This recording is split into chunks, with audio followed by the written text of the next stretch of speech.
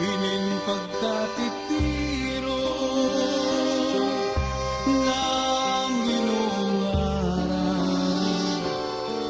inin nakakumpul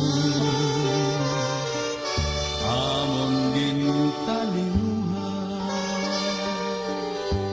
kitang magkakirita mga hiya palangguhan,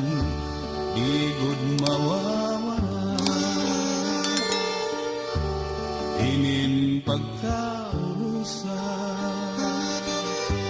inin pagkatitiro ng ginungaran, inin nakagabihon amon gintalinguhan, kitang magkakirigtan kung mga hiyapan ng dughan, di gud mawawala. Dirigud hingang alintang,